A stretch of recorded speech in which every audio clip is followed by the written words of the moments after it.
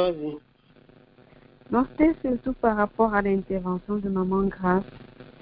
C'est vraiment, elle a parlé vraiment, moi-même, j'ai aussi personnellement des rencontres, des relations et qui n'ont pas toujours été vraiment, je me dis, selon la volonté de Dieu. Pourquoi? Parce que, bon, peut-être c'était la volonté de Dieu pour m'enseigner des choses. Parce que j'ai été dans les milieux avec des personnes que je considérais personnellement comme des bien-aimés dans la foi. Et c'était vraiment quelqu'un qui m'ouvrait beaucoup et qui était très accessible sur le plan sentimental. Pas du tout sur le plan sentimental. C'est pour dire, j'aime tout le monde en même temps. Quand je te considère, je commence, je te dis tout. Je n'ai pas de limite dans ce que je dis. Et j'ai eu à vivre avec des personnes comme ça quand j'étais encore en train de faire mes études de médecine générale.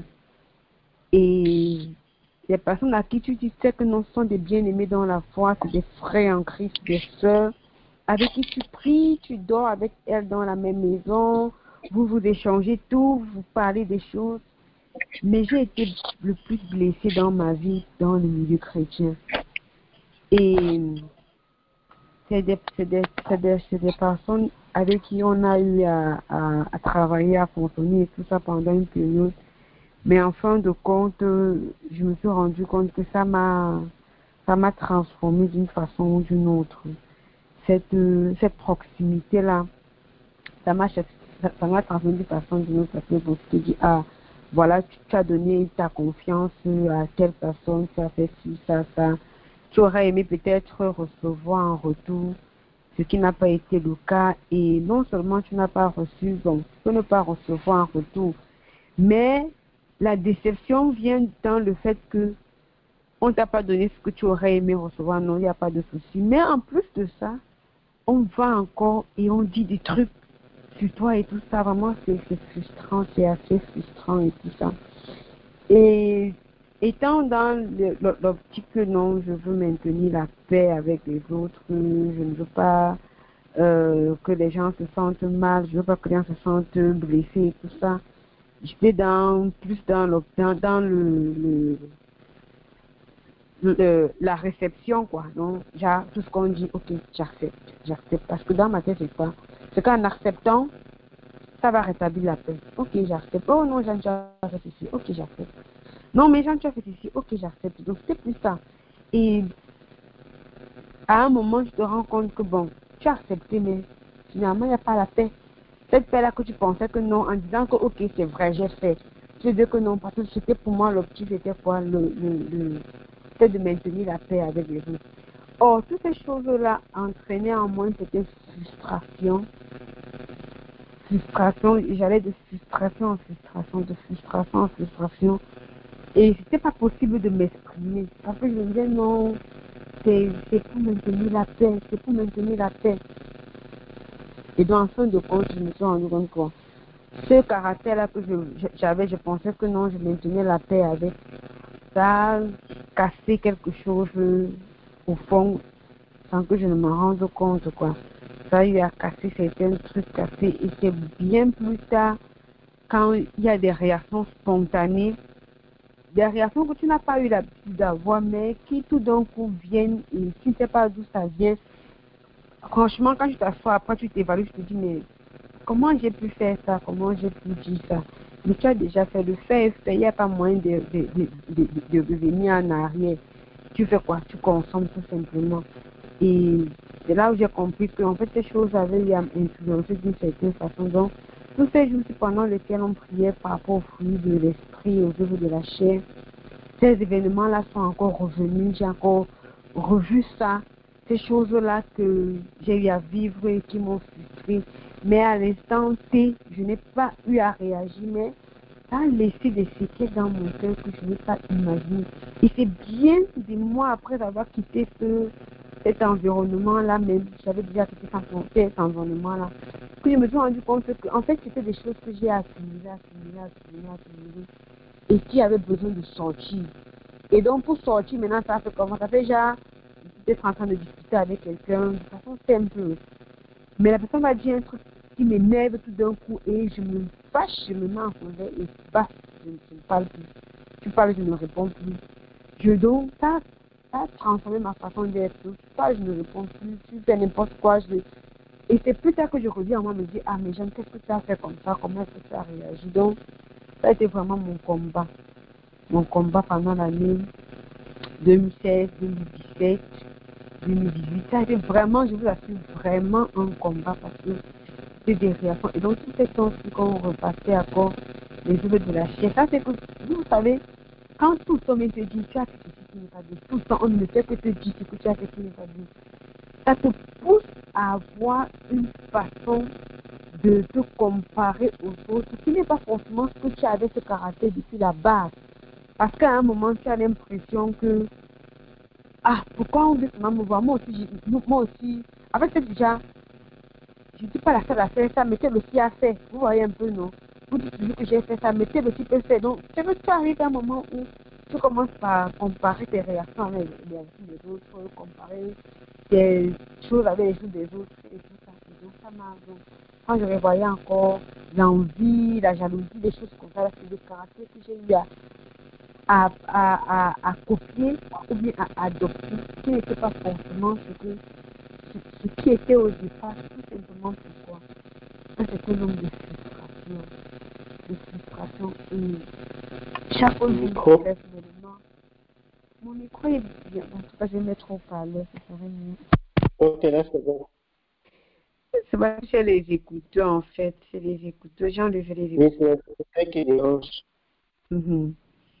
J'ai enlevé les écouteurs. Donc, ce qui fait que j'ai eu à... Donc, chaque jour maintenant, vraiment, je prie que le Seigneur enlève.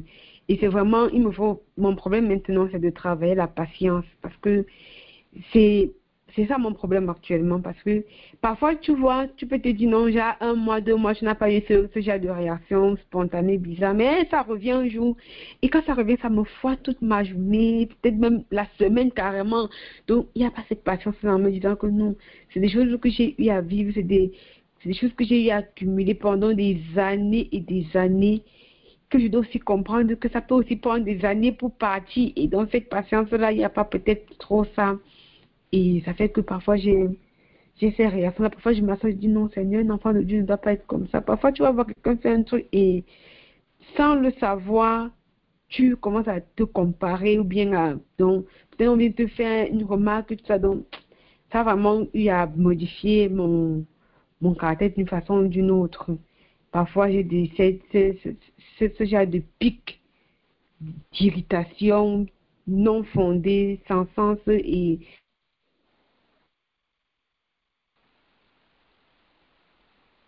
Connexion. ça... Connexion. Désolée, j'ai reçu un appel. Peut-être pendant un certain nombre de temps, j'ai dû renvoyer l'appel, je vais rappeler la personne après. Peut-être pendant un certain nombre de temps, tu as ce genre de réaction et tout ça. Et après, tu te dis non, mais c'est pas normal, l'enfant de Dieu doit plus faire ça, Jeanne, toi.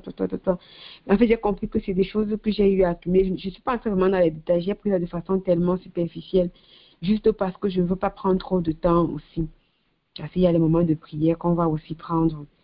Donc, vraiment, c'est ma prière personnellement, que le Seigneur m'aide à évacuer tout ça, à faire partie de tout ça et qui m'aide vraiment. Pourquoi? C'est vraiment ma prière actuellement à ôter toutes ces choses-là, ces frustrations-là qui ont eu à modifier mon caractère, mon comportement, qui ont eu à me pousser peut-être à avoir certaines œuvres de la chair qui se sont manifestées dans ma vie, qui n'étaient pas le plan de Dieu pour moi forcément, mais qui ont été dues à des réactions de défense.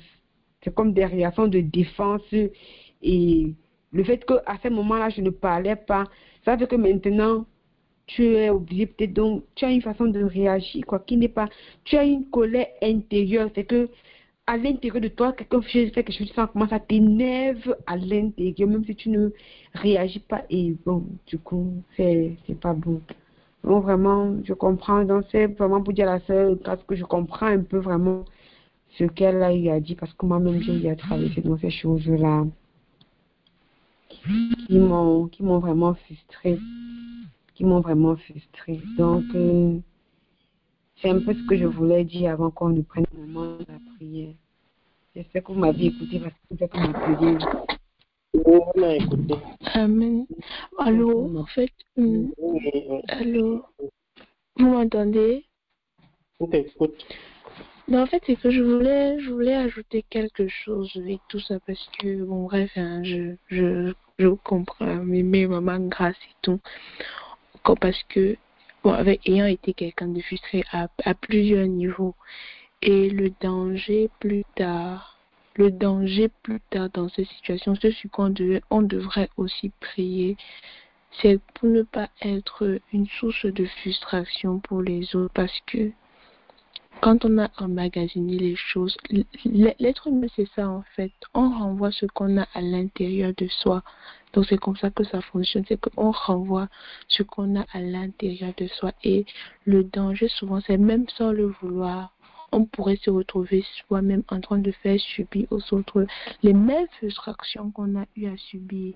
Pas parce qu'on le désire, pas parce qu'on veut, mais c'est juste que c'est en fait, c'est ça. Tu ne connais pas mieux, tu n'as pas eu mieux que ça. Et du coup, ce n'est que ça que tu te retrouves en train de donner. Donc vraiment, et que ce soit pour les parents, que ce soit avec les amis et tout le reste, que vraiment, juste à nous encourager, maman grâce, à ne pas lâcher prise, à ne pas baisser les bras. Ça fait mal, c'est douloureux, et avec toutes ces choses qu'on a eu à faire comme ça, et vraiment avoir la patience en sachant que vraiment le Seigneur travaille, le Seigneur agit. Si on regarde nos vies, il y a de cela quelques mois, quelques années, on va se rendre compte que oui, je ne suis pas la même personne que j'étais hier. Donc le Seigneur est en train de travailler progressivement.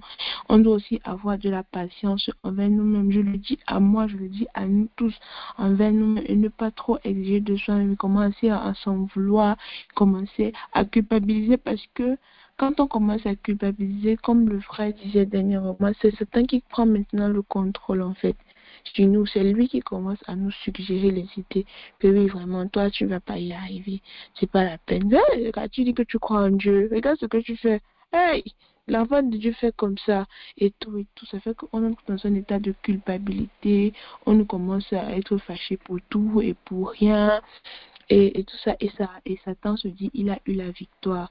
Donc, vraiment avoir de la patience, donc que le Seigneur travaille, et ne pas demander trop à soi-même, et vraiment demander au Seigneur, vraiment, comme on est en train de le demander, hein, parce que c'est ma prière aussi, d'ôter toutes ces choses-là, tous ces résidus de relations toxiques, de frustration qu'on a eu par le passé, et vraiment aider à ce que nous devenons des personnes meilleures, qu'on ne redonne pas ces choses-là, qu'on ne retransmette pas ces choses-là, que vraiment ça s'arrête,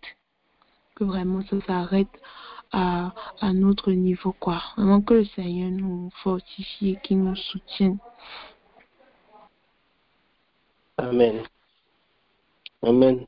Nous rendons grâce à Dieu vraiment pour ces moments. Voilà que le Seigneur travaille. Le Seigneur travaille. Et tous ces événements, tous ces partages, ça a pour but de nous épurer, de briser les barrières, de rompre les rochers qui se sont installés, qui obscurcissent véritablement le passage de la lumière dans nos vies. C'est l'objectif de ces moments de partage. Parce que le Seigneur, à travers sa parole, à travers la révélation, il amène la lumière dans les endroits qui étaient ténébreux de nos vies, afin que nous puissions véritablement être libres. Afin que nous puissions être libres. Et la parole du Seigneur déclare que si le Christ nous a franchis, nous sommes réellement affranchis. Donc, c'est un processus. un processus, la guérison, la transformation, le renouvellement, le changement. C'est un processus. Et nous sommes sur la bonne voie. En tant qu'enfant de Dieu, on est déjà sur la bonne voie. Dès lors que tu as cru au Seigneur, tu es déjà sur la bonne voie. Il faut simplement te laisser conduire par lui. Vous êtes à des années-lumière de quelqu'un qui est dans le monde. C'est-à-dire entre quelqu'un qui vient de croire en Christ, il y a de cela une seconde, et quelqu'un qui est dans le monde. La différence, c'est l'infini. Je dis entre quelqu'un qui vient de croire en Christ et quelqu'un qui est dans le monde, la différence, c'est l'infini. Donc, on ne peut pas évaluer la différence. Parce qu'à l'instant où on parle, si le monde se terminait, ils allaient partir dans des endroits différents. La différence, c'est vraiment l'infini. Donc, quand tu as cru, c'est la plus grande, la plus belle, la plus merveilleuse des choses qui puissent arriver à un être humain. Mais le reste maintenant, c'est un processus qui se met sur pied, où le Seigneur te transforme, il te renouvelle, il te change, il t'enseigne, il te purifie. Exactement comme l'or est passé au feu, il te purifie ainsi, comme on purifie l'or. Exactement comme les potiers travaillent, ils travaillent le pot. Ça prend du temps. Ça prend du temps. C'est ce que le Seigneur fait dans la vie de chacun d'entre nous. Il utilise sa parole, il utilise son esprit. Et le Seigneur est fidèle. Le Seigneur est fidèle. Ce sont aussi des enseignements qui nous donnent de savoir davantage comment nous comporter envers nos enfants, envers nos amis, envers les amis des enfants. Mais aujourd'hui, si tu as ton enfant, tu vas savoir comment l'observer, observer ses amis, voir les attitudes et tout ça. Il faut être présent. Les collègues, voilà. Les chrétiens, ça va discerner qui sont les vrais, qui sont les faux frères. Et tout ça, c'est important. Et ce sont des sujets de prière pour lesquels nous devons nous approcher du Seigneur. Nous allons prier. Nous allons prier. Nous allons élever la voix afin de demander encore au Seigneur de se manifester. Nous allons demander au Seigneur encore d'agir, de guérir, de transformer, d'ôter, de sanctifier, de renouveler. Que le Seigneur puisse se manifester. Que le Seigneur puisse se manifester. Que le Seigneur puisse se manifester. Jésus-Christ est fidèle. Reçois de moi le parfum qui t'est dû, la beauté de ton nom. Mon âme est perdue, je veux n'être qu'à toi. Jésus, je t'aime. Reçois du peu que je trouve à donner, tout l'amour que mes yeux n'ont pas su te montrer. Je veux n'être qu'à toi. Jésus, je t'aime. Rien n'est plus beau que ton nom. Rien n'est plus saint que le sang du pardon. Je veux n'être qu'à toi. Jésus, mon roi. Je ne veux rien que vouloir te louer, adorer ton saint nom et ta fidélité. Je veux n'être qu'à toi. Jésus, je t'aime. Je veux porter et laver à ta croix les pensées de mon cœur dans le cœur de tes voix. Je veux